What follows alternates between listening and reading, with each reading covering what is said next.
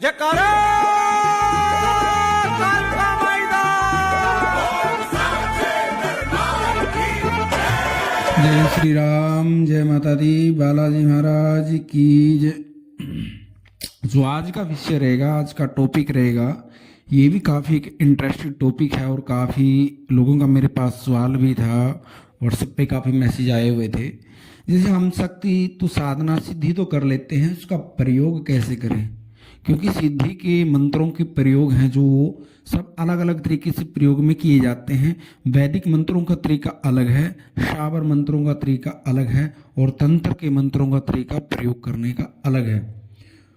और इसी तरह से जिस भी मंत्र को हमने साधना की है, काफ़ी बच्चों का सवाल था कि इस मंत्र की हमने साधना की, उसको प्रयोग कैसे करें। तो इस प्रयोग करने की मैं पूरी जानकारी आपको दूंगा। आप वीडियो को अंत तक ज़रूर देखना और वीडियो को लाइक करना, और जिन जिन बच्चों ने चैनल को सब्सक्राइब नहीं किया है, चैनल को आप सब्सक्राइब करना, क्योंकि हमारा बालाजी दरबार लगता है। दरबार की जानकारी हो, यंत्र मंत्र तंत्र ज्योतिष पूजा पाठ कर्मकांड, तो आपको चैनल के माध्यम से मिलती रहती है। और इसमें आज मैं सारी बात आपको एक एक करके टॉपिक पूरा बताऊंगा, समझाऊंगा कि हमने शक्ति के जरिए शक्ति जागृत कर ली है।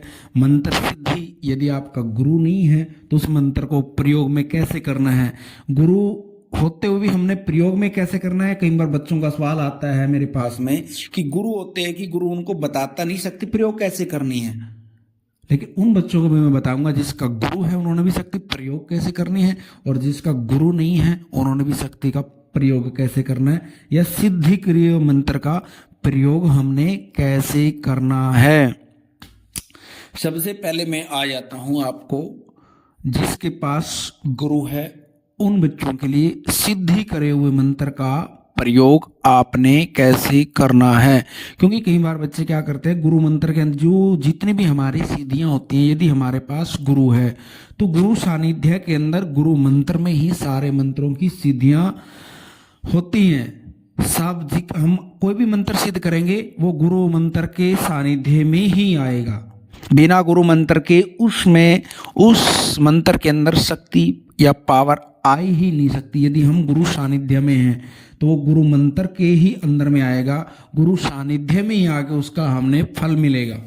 तो इस चीज़ का सबसे पहले ध्यान रखना है।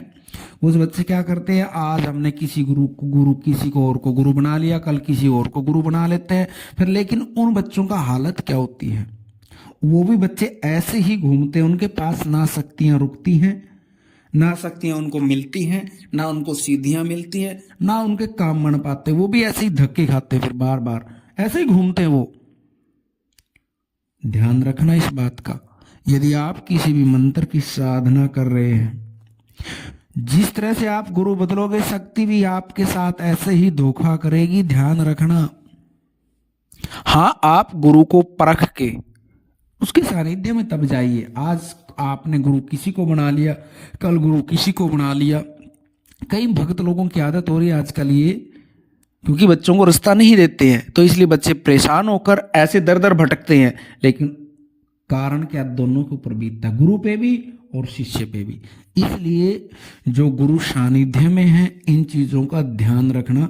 क्योंकि जब आप मेहनत करते हो शक्ति प्राप्त करने के लिए, सिद्धि करके पूरी पूरी रात, कोई 11 दिन की साधना करता है, 21 दिन की साधना करता है, 41 दिन की साधना करता है, उसके बाद शक्तियों को भोग भी देते हैं, तेल भी लगता है, घी भी लगता है, समय भी लगता है, हर काम करते हो, और लेकिन बार बार आपने गुरु सानिध्य आपका क्या है, आपने बार बार गुरु पलट लिया और आपको शक्ति से कुछ भी नहीं मिला। टाइम भी बर्बाद हो रहा आपका और आपका सामान भी लग रहा है, पैसा भी बर्बाद हो रहा है, आपको कुछ भी नहीं मिल रहा, आप बर्बादी की तरफ बढ़ रहे हो।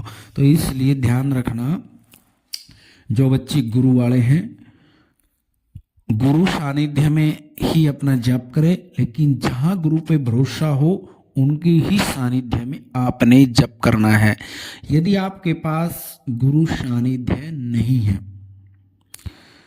और आपने सिद्धि कर ली है किसी भी मंत्र की, आप या तो इष्ट देव की सानिध्य में जाके या किसी जानकार के सानिध्य में जाके या भगवान शिव के सानिध्य में जाके या बाबा गोरखनाथ जी के सानिध्य में जाके आपने यदि सिद्धियां कर ली हैं और उस मंत्र का आपने प्रयोग कैसे करना है, सबसे पहले तो जानकारी है उस मंत्र का आपने जिसकी भी साधना करी है, माँ भगवती की हो, बालाजी महाराज की हो, चौगानन की हो, मध्यान्हन की हो, किसी पीर की हो, फकीर की हो या अन्य किसी देवता की हो, सबसे पहले ध्यान रखना यदि आपने शक्ति को जागृत रखना है, उस मंत्र को जागृत रखना है, जिस दिन उस शक्ति का दिन होता है उस दिन उस शक्ति को भोग अवश्य दे, उस दिन शक्ति को भोग अवश्य दे।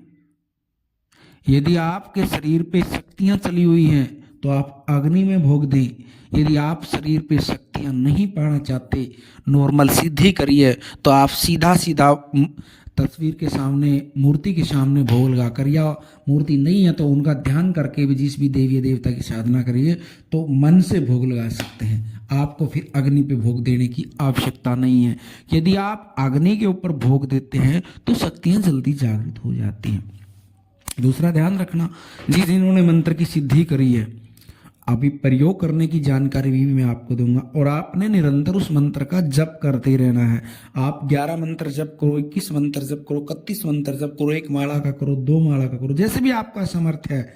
और उसके बाद आपको प्रयोग में बताता हूं, यदि आप गुरु सानिध्य में हैं तो गुरु सानिध्य के ही अंदर आपने उस मंत्र का प्रयोग करना है, क्योंकि जो हमारी गुरु परंपरा चली हुई है उसके सानिध्य में ही उस मंत्र का हमने जप करना पड़ेगा।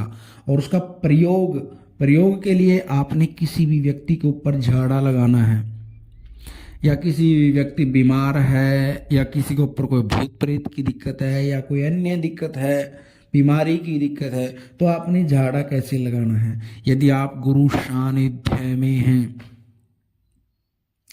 तो उसका ध्यान रखना, आप मोर के पंखों से या चाकू से या अन्य लोहे की कोई चीज होती है, चाकू होती है या कटार होती है, तो उससे आप झाड़ा लगा सकते हो, सीधा सीधा झाड़ा लगा सकते हो। यदि आप गुरु सानिध्य में हैं, यदि आपका गुरु शक्ति वाला है, यदि आपका गुरु बिना शक्ति वाला है, नॉर्मल गुरु है, कोई धार्मिक गुरु बना लेते हैं कई बार बच्चे और उनके पास शक्तियां नहीं होती हैं, सिर्फ एक गुरु सानिध्य होता है, वो थोड़ा सा इस चीज से बच के रहें।